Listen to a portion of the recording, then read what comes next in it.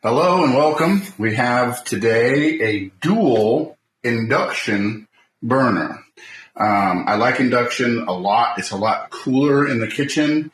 It's a lot better control. It's going to come up to heat faster and turn off faster as well. It stays a little warm after a while, but the main thing you got to know about induction is it uses a electromagnetic field to produce the heat, and you have to use specific pans to this is the Caraway pan. We love this pan a lot. It has to be magnetic. So this is my Javelin Pro thermometer that I use nearly every day. I love this thing.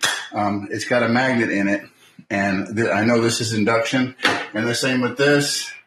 You just make sure that it sticks, and it won't work with some aluminum pans, glass pans for sure, clay pots, things like that. It won't work. Now they do have a little plate you can buy to put that is magnetic that you can put on here to transfer heat. I've got one. I've done it a couple of times, but it's kind of hot.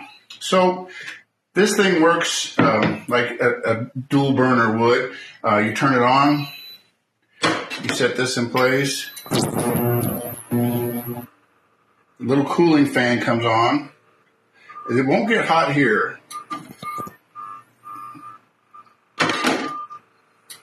And when you take the pot off, there's nothing in it. You get an E right here. So they can't do anything without the magnetic pot on top. So what I wanted to do is kind of show you how fast this will get hot. Turn them both on.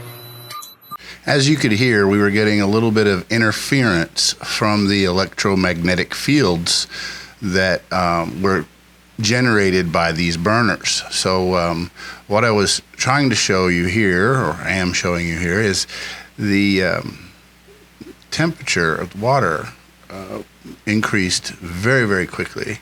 In a moment, I'll show the temperature with the thermometer. I felt it with my finger. It's getting warmer.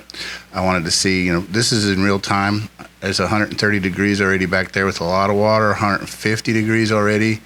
And it's just been on just this long. The video is 3 minutes right now. So I think it gives you a good idea. It came with the tape that you can install this into a counter or a table, and it has a little seal. That tape is like a seal to keep debris from going underneath. Now you can see that the smaller pan, it's already at a boil. We're less than 345, and then I just popped the circuit breaker. And so I'd turn everything down a little bit and turn it back on. That's why I use that extension cord that has its own circuit breaker.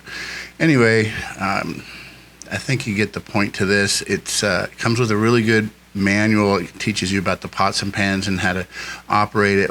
One thing that I did find curious was these knobs. They don't have stops, and they really don't.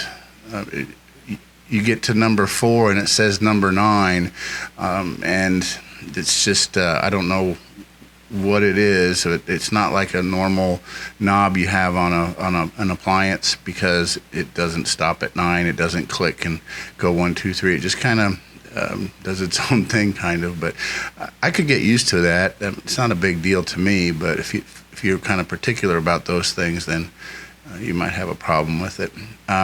What I intend to use this for basically is holding food warm. You get a lot of control, and you can keep warm foods warm without scorching the bottom or continuing to cook.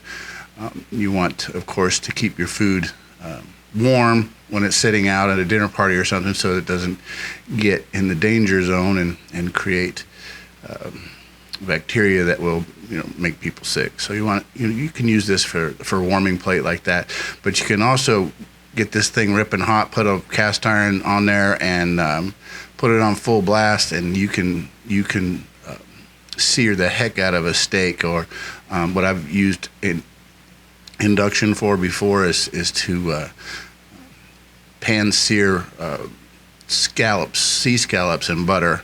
It comes out so good. So I like it. And I like sous vide and I like control. So I like it. I think if you need something like this, you'll like it too. As always, thank you for watching.